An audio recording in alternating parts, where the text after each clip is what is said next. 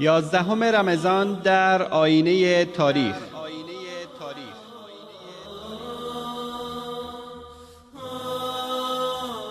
رمضان ماه بازتاب صدق و ایمان، رمضان ماه بزرگداشت دلاورمردی ها.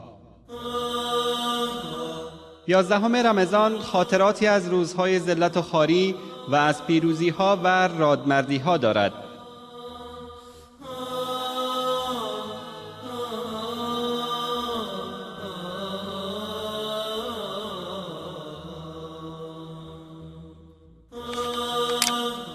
شهادت سعید ابن جبیر رحمت الله علیه.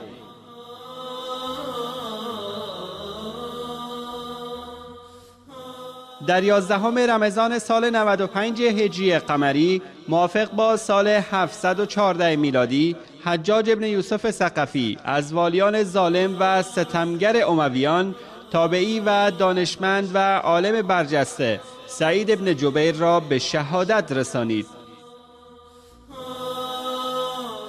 ابتدای دعوت عباسیان در خراسان.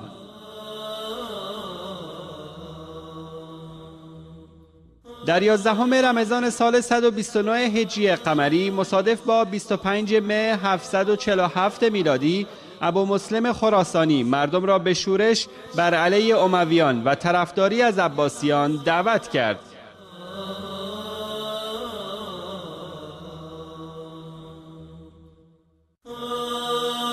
هلاکت چنگیزخان. در 11 رمضان سال 624 هجری قمری موافق با 15 اوت سال 1227 میلادی، بنیانگذار امپراتوری مغول‌های خونخوار تموچین پسر یسوکای بهادر مشهور به چنگیزخان پس از سالها ظلم و ستم و خونریزی مرد. تاریخ او را به عنوان یکی از وحشی‌ترین سرداران و جنگجویان خوناشام معرفی می‌کند که بدترین جنایت‌ها را در حق بشریت انجام داده. شهرهای بسیاری از جمله بغداد مرکز علم و دانش مسلمانان را با خاک یکسان نمود و هزاران هزار از شاهکارهای علمی دانشمندان مسلمان برای همیشه نابود شد.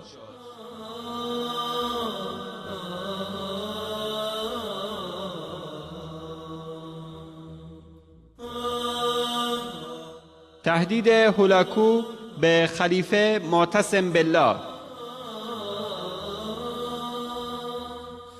در 11 رمضان سال 655 هجری قمری مصادف با 21 سپتامبر 1257 میلادی، هولاکو سرلشکر جنگجویان مغول نامه‌ای تهدیدآمیز به معتصم بالله خلیفه عباسی فرستاد و از او خواست تا تسلیم شود و بغداد را به او واگذار کند.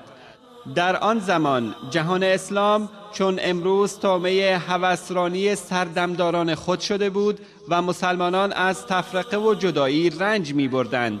خلیفه عباسی وقت چون توان مقاومت در برابر مغول‌ها را نداشت، شهر را به امید رحمت مغول‌ها بدون مقاومت بدانها سپرد و مغول‌ها آن را با خاک یکسان نموده موجود زنده‌ای بر جای نگذاشتند. پیروزی عثمانی‌ها بر ددمنشان صفوی. در 11 رمضان سال 986 هجری قمری مصادف با 11 نوامبر 1578 میلادی سپاهیان خلافت اسلامی عثمانی بر لشکر خوناشام صفوی در جنگ شماهی در شمال قفقاز پیروز شدند. در این جنگ 15,000 تن از لشکریان صفوی کشته شدند. صفویان در تلاش بودند بر جهان اسلام چیره گردند و همه جهان را با زور شمشیر مجبور به پذیرفتن مذهب شیعه صفوی کنند، درست همان جنایتی که در ایران مرتکب شدند.